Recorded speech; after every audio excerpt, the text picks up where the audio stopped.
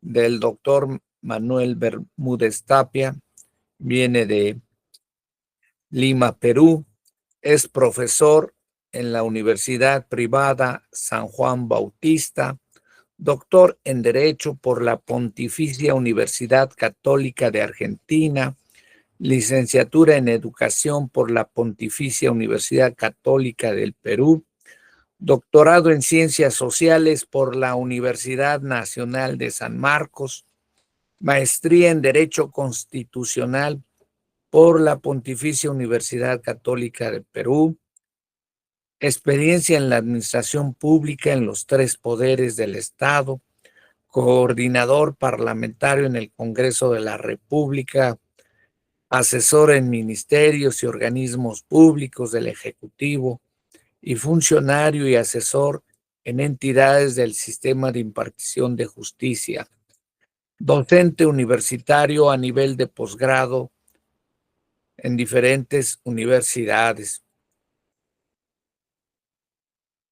Bien, además ha participado como docente, investigador y conferencista en las universidades Francisco Marroquín, Guatemala, Flaxo, Ecuador, Zulia, Venezuela, Talca, Chile, Universidad de Buenos Aires, Universidad Católica, Lomas de Zamora y Morón en Argentina. Ha publicado los libros La Constitución a través de las sentencias del Tribunal Constitucional, el Código Penal, la constitucionalización del derecho de familia, los derechos lingüísticos, el caso Fujimori, análisis y comentarios, entre otros. Es colaborador habitual de la Real Academia Española en Jurisprudencia y Gaceta Jurídica, Jurado Nacional de Elecciones, como consultor para la elaboración de la ley de cuota indígena y de juventudes. Bien, pues además se le han publicado capítulos en libros y artículos en revistas indexadas. Nosotros, a través de nuestros encuentros académicos, congresos internacionales y nacionales, le hemos publicado su participación en la editorial Tirán de Blanche. Bien, pues con el gusto de siempre, doctor Manuel Bermúdez Tapia, por favor, inicie su participación. Muchísimas gracias, mi querido doctor Rafael Sánchez. Muy agradecido primero por la invitación, muy agradecido a la Benemérita Universidad Autónoma de Puebla, a la universidad a la que felizmente he tenido ocasión de participar en 4 ocasiones presenciales y bueno, varias virtuales, y también muy agradecido con usted por las publicaciones que se han hecho tanto en su universidad como también en México. Y ojalá el próximo año nos veamos en Bogotá, en el Congreso Mundial de Derecho Constitucional. Muy agradecido con todos los participantes y permítame presentarme con una participación temática un poco particular. Porque normalmente nosotros como especialistas en el ámbito del derecho en diferentes ramas, solemos entender como equivalentes el manejo de sistema jurídico y sistema normativo. Y en realidad esto es diferente porque la naturaleza jurídica de ambos elementos es totalmente distinta. Y eso nos permite entonces comprender que no todo lo que vemos en el ámbito jurídico tiene la misma perspectiva y la misma evaluación. Por ello, señores, cuando nosotros analizamos el contexto de sistemas jurisdiccionales en América Latina, la tenemos que comprender no bajo una perspectiva eventualmente cerrada y excluyente, sino desde una perspectiva de proceso de evolución, porque finalmente todos los sistemas normativos en el mundo están en un proceso de evolución, ¿correcto? Por ello, vamos a diseñar esta participación en al menos 3 pautas a nivel metodológico. La primera de ellas va a partir por una breve explicación de lo que significa nuestro contexto temático para así poder entender y desarrollar en la segunda parte algunos elementos conceptuales y en la última etapa especificar mucho más el contexto de nuestro sistema jurídico, sobre todo en la región latinoamericana, tomando en cuenta que hoy por hoy el avance y desarrollo del derecho convencional es sumamente objetivo y además que incide en demasía en el ámbito constitucional iberoamericano. Si tomamos en cuenta que inclusive, veas el caso Olmedo, por ejemplo, contra Chile, hubo una reforma constitucional a la Constitución de Chile. Imagínense si es que hubo también una reforma constitucional en Costa Rica respecto de una sentencia de la Corte Interamericana de Derechos Humanos. Véase en el caso peruano, en el caso de Argentina, en el caso también de Colombia, las sentencias que ha emitido la Corte Interamericana de Derechos Humanos que le han obligado prácticamente a estos países a cambiar su sistema normativo, ¿correcto? Entonces, ¿cómo comenzamos en esta exposición? Primero, detallando qué significa nuestro contexto problemático. Bueno, analicemos una perspectiva bastante interesante. ¿Por qué? Porque todos asumimos que significa derecho, todos asumimos que significa ley. Y usualmente se parte de una perspectiva prácticamente excluyente a toda variación de elementos conceptuales. Y esto es un error. Si bien entendemos desde una perspectiva occidental el manejo de la ley, prácticamente se considera una cuestión prácticamente universal el comprender que la ley tiene una vigencia por producto de parte del Estado a favor de la sociedad para establecer la regulación de determinadas conductas de los ciudadanos. Pero eso en realidad no nació en Occidente. Recordemos que las primeras normas no fueron occidentales. Esto proviene, por ejemplo, del contexto del Tratado de Kadesh entre los hititas y los egipcios, con lo cual surge el derecho internacional. El concepto de pueblos nace ahí, no nace en el derecho occidental. Veamos el Código de Hammurabi, donde se establecen las primeras reglas del ámbito de lo que hoy es derecho civil y de lo que es derecho penal, ¿correcto? Tampoco es occidental. El concepto que nosotros manejamos de justicia, donde tenemos una diosa griega que tiene una balanza, tampoco es griego, eso es egipcio. Lo que sucede es que Occidente ha occidentalizado la cultura oriental y evidentemente ha tomado muchísimos aportes que no son propios y los ha interpretado y los ha estructurado de una manera que pueda perfilar un determinado objetivo. ¿Cuál es el principal objetivo? Y esto lo determinó Sócrates y de ahí todos los filósofos griegos y occidentales que conocemos, el concepto de la individualidad. Antes de Sócrates no existía el concepto de individualidad. Existía un sistema monárquico teocrático sobre el cual se diseñaba la interrelación de la población con respecto del Estado, que en realidad era una familia que gobernaba, y punto. Con Sócrates es que surge el concepto de individuo frente a lo demás, frente a los dioses y frente a la naturaleza. Correcto, de ahí es que Aristóteles ya genera otra perspectiva en donde surgen los derechos naturales. Pero veamos, ¿por qué es importante detallar esta perspectiva? Porque el concepto de derecho surge porque ya es un elemento propio de los hombres para poder regular y establecer interacciones entre ellos mismos a nivel de comunidad. Esto es muy importante porque permite establecer en primer lugar el concepto de derecho internacional, que luego genera, ¿qué cosa? El derecho constitucional con sus tres elementos principales: población, población, territorio y la estructura del Estado, ¿correcto? Que recién eso se ve posterior a la Revolución Francesa. Fíjense entonces que esta perspectiva es lo que evidentemente a nivel histórico estudió Thomas Hobbes para partir a construir, ¿qué cosa? La sociedad, evidentemente en naturaleza, a una sociedad política, ¿correcto? Y que luego mejoró Locke respecto de lo que significa una relación contractual entre la comunidad y el Estado en base al buen ciudadano. Esto no se puede estructurar sin una perspectiva occidental donde el patrimonio es el principal elemento referencial. ¿Y por qué detallo esto? Porque a partir de este contexto individual es que surgen derechos humanos, surgen derechos fundamentales con la Constitución Española de 1978 y surge la perspectiva que hoy por hoy conocemos como derecho convencional, donde esencialmente se busca proteger los derechos de las personas. Pero un momento, esta perspectiva en la que ya interviene el Estado es sistema jurídico.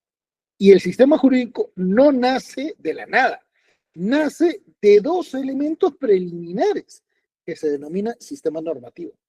Y esto sí es universal, ¿correcto? La civilización, al momento de ser construida, comienza a percibirse, por cuestiones de supervivencia, condiciones estáticas que logran generar una condición de identidad en una comunidad. ¿Cuál es? La autopreservación, idioma, costumbres, territorio, etc. Sobre esa base, las comunidades comienzan a generar en forma histórica el primer elemento que en los romanos se denominó fuentes del derecho, que se llama costumbre. Y la costumbre es el mismo valor referencial en comunidades orientales, en comunidades occidentales, en comunidades andinas, en comunidades africanas, en comunidades, ¿qué cosa? Del Asia, en comunidades eventualmente de la Polinesia. ¿Por qué? Porque son preexistentes al Estado. Bajo esta condición y bajo esta figura, la costumbre que se va consolidando en el tiempo genera el segundo elemento referencial, que se denominan reglas, que hoy por hoy nosotros los conocemos como principios jurídicos. ¿Correcto? Esos principios jurídicos, que muchas veces son términos en latín que hoy consideramos que en realidad provienen de Roma, recuérdese que fueron estructurados recién en el siglo XIX, no en la época romana. ¿Correcto? Y eso es porque existe mucha aseveración fáctica, como si esto en realidad fuera un elemento prácticamente sin cuestionar. Y esto es producto de la utilización constante de términos que prácticamente hacen como si fuera una aseveración inobjetable cuando en realidad no lo es. Muy bien, pero bajo esta estructura, el sistema normativo es el que genera el sistema jurídico. ¿Por qué? Porque los sistemas jurídicos parten del concepto de Estado, y el Estado es el que, al crear el manejo de la ley, se basa en dos criterios que provienen de la comunidad. Esos dos criterios que provienen de la comunidad son la costumbre y las reglas. Y por eso es que la ley usualmente responde a la costumbre, ¿correcto? Y sobre la base de la ley es que se crea la jurisprudencia. Por eso es que entender sistema normativo es totalmente diferente a entender lo que es un sistema jurídico, ¿correcto? Y esto nos permite pasar a nuestra segunda etapa. ¿Por qué? Porque esta perspectiva parte esencialmente del concepto de naturaleza jurídica en ambos sistemas. Los sistemas normativos son preexistentes al Estado, mientras que los sistemas jurídicos son diseñados por los estados. Y acá sí tenemos que hablar de dos tradiciones culturales en el ámbito jurídico a nivel occidental, que son el sistema romano-germánico, canónico francés, y acá hay que desmentir algunas cuestiones históricas, porque se suele asumir que el derecho es romano porque nació en Roma. No, señores, el derecho es romano no por un tema de gentilicio, el derecho es romano porque en Roma, por primera vez en la historia universal, el poder era controlado por la ley, cosa que jamás había sucedido. Por eso se denomina derecho romano. Y se denomina derecho germánico dentro de nuestro segundo nombre como sistema jurídico, porque fueron los germánicos los que acuñaron el concepto de igualdad entre nobles y plebeyos, entre varones y mujeres, principalmente ¿dónde? En el contexto de la teoría del derecho de la guerra, que es el original elemento que fundamenta el derecho internacional, ¿correcto? Las civilizaciones entendieron que la protección de sus recursos solo se podía establecer a través de ¿qué cosa? La violencia. La violencia es lo que provocó el desarrollo de la humanidad, ¿correcto? Y por eso es que es sumamente importante entender cómo es que nacen los pueblos, cómo es que se autoidentifican y cómo es que se interrelacionan con los demás. Muy bien. Sobre esta base, entonces, la naturaleza jurídica nos permite, pues, establecer un criterio totalmente bueno, porque a este elemento, que es el original, es la Iglesia Católica, a través de su cultura en el ámbito jurídico, la que realmente reconfiguró, y es lo que en la actualidad tenemos respecto del concepto genérico de derecho, que es el derecho canónico, porque los conceptos de autonomía, los conceptos de voluntad, los conceptos de libertad no son romanos, son canónicos, ¿correcto? Y es el derecho canónico el que en realidad prácticamente configura lo que es el derecho moderno y no el derecho de los romanos. Que si bien es cierto, seguimos utilizando, por ejemplo, en derecho de familia prácticamente no ha habido cambios, sí podemos establecerlo dentro del ámbito de los contratos, porque eso fue mejorado por el derecho canónico, ¿correcto? Ahora bien, Este derecho canónico, ¿cuándo alcanza una mejor culminación? Cuando ya tenemos la etapa pre-revolucionaria en Francia, ¿correcto? Con Tomat. ¿Por qué? Porque él es el que establece la preponderancia de los principios jurídicos sobre las normas. Y eso es lo que le va a permitir a Napoleón Bonaparte fundamentar el concepto de codificación. ¿Qué hace entonces que la necesidad de regular y establecer normas en función de jerarquías sí es romana en función a las fuentes del derecho, pero en términos modernos es mucho más apropiado este detalle en la época francesa? Y por eso es que los civilistas suelen decir que el derecho civil es la madre del derecho, cuando en realidad, la madre del derecho es la violencia que generó el derecho de guerra, que da pie al derecho internacional, el derecho internacional da origen al derecho constitucional, el derecho constitucional al derecho civil y el derecho penal. Correcto, entre lo privado y lo público, que se establece recién en 1218 con el Acta de los Bosques en Inglaterra, 3 años después de la que cosa, Carta Magna. Esto es muy importante porque ahí viene el segundo sistema jurídico occidental, que es el common law, correcto, que se desarrolla sobre la base de lo que los romanos pudieron generar en las Islas Británicas. Recuérdese que al no existir ya Roma, ya no había Estado. Por lo tanto, la comunidad vuelve a asumir su verdadero rol de generar una línea de acción. Por eso es que los jueces son muy importantes y los jueces son preexistentes al Estado inglés, ¿correcto? Los jueces existían antes a través del equity y que luego se generó en common law. Muy bien, ¿por qué va a ser importante detallar todo este proceso histórico? Porque en nuestra tercera etapa, y con esto ya concluimos, es que viene el análisis de la realidad del derecho en América Latina, principalmente, al menos desde mi perspectiva, en el caso peruano. ¿Por qué? Porque en el Perú, como también ha ocurrido en México, como también ha ocurrido en Colombia, en Chile, en Ecuador, en Bolivia, han existido culturas con un alto valor significativo, no solamente en lo histórico, sino también en lo académico, ¿correcto?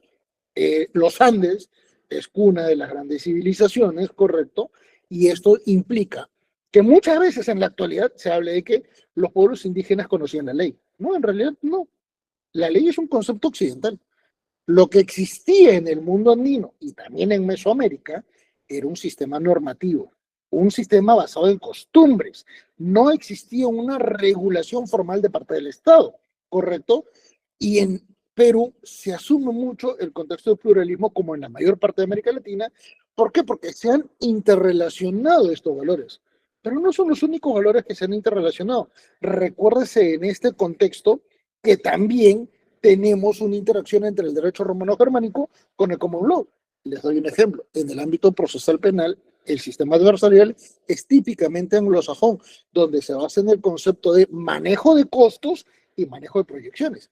Algo totalmente diferente al sistema inquisitivo que generó el derecho canónico y que es la madre del sistema procesal penal que todo el mundo hasta hace muy pocos años tenía en sus países en la región latinoamericana. Como verán, este proceso de desarrollo que va a generar particularidades en cada uno de nuestros países en la región latinoamericana es importante detallar, pero véase que estamos construyendo muchas veces elementos teóricos sobre la base de referencias que a veces no tienen un fundamento ni histórico ni técnico. Y es conveniente tener en cuenta muchos elementos de referencia histórico, de referencia sociológico, como para poder comprender cómo es que el derecho ha evolucionado hasta nuestra actualidad. Y ese entonces sería nuestro pequeño aporte, mi querido doctor Rafael Sánchez. Muy agradecido con usted, quedo muy atendido. Muy bien, doctor Manuel Bermúdez Tapia, muchas felicitaciones y bueno, pues un fuerte abrazo y muchas gracias.